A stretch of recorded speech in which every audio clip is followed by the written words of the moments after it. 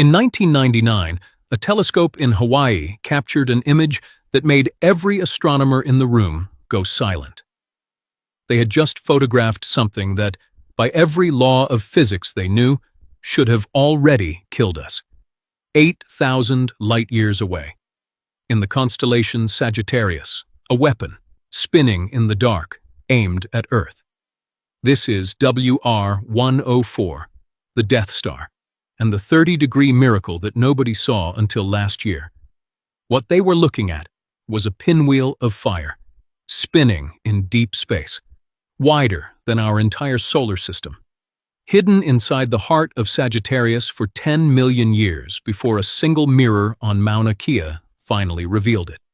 2 stars, locked in a death dance, 8 months per orbit. The first, a Wolf-Rayet star, a blue monster more than 20 times the mass of our Sun. Burning so violently, it sheds 10 Earths' worth of mass every year.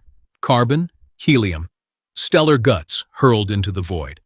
The second is bigger, an OB supergiant, younger, hotter, equally doomed. When their winds slam into each other, dust forms, glowing, spiraling, sculpted by the orbital motion into a perfect pinwheel that turns once every 8 months, like a celestial sprinkler, painting fire across the dark. It was the most beautiful thing the astronomers had ever photographed, and it was aimed, almost, straight at us. Here's why nobody spoke. The pinwheel was face-on, spinning in the plane of our sky, like a record on a turntable, viewed from directly above.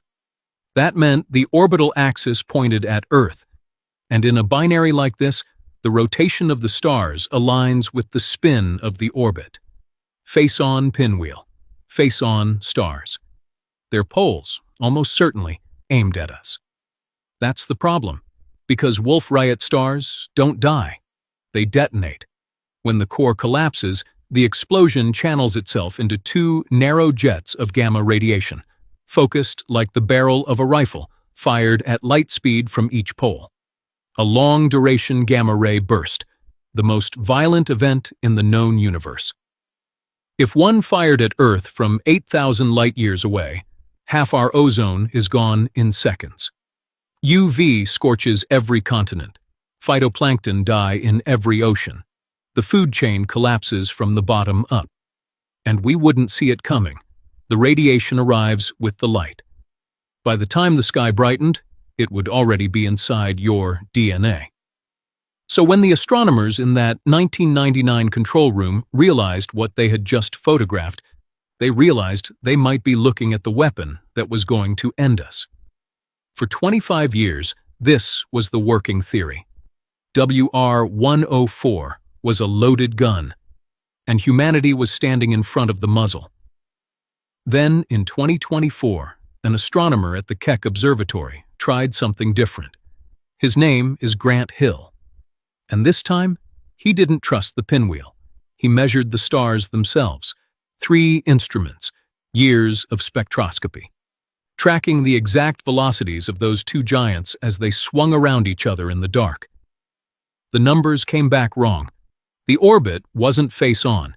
It was tilted, between 30 and 40 degrees off our line of sight. The pinwheel had been lying for 25 years. Twisted by physics we still don't fully understand. The gun was real. The aim was off. When WR-104 finally detonates, sometime in the next few 100,000 years, those gamma beams will tear through empty space. Earth gets a front-row seat.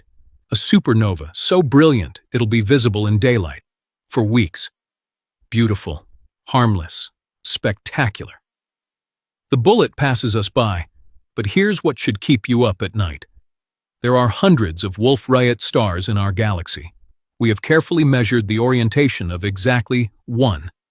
The astronomers who went silent in 1999 weren't wrong to be afraid. They were just looking at the wrong star to be afraid of. The universe didn't spare us because it cares. It spared us because of a 30-degree wobble in a stellar dance that began before our species existed. Look toward Sagittarius tonight. You can't see it. It's too dim, too far. But it's there, spinning, burning, dying, a loaded gun, pointed 30 degrees off the mark. For now, follow Stellarscope, because the universe has hundreds more loaded guns, and it doesn't owe us a 30-degree miracle next time.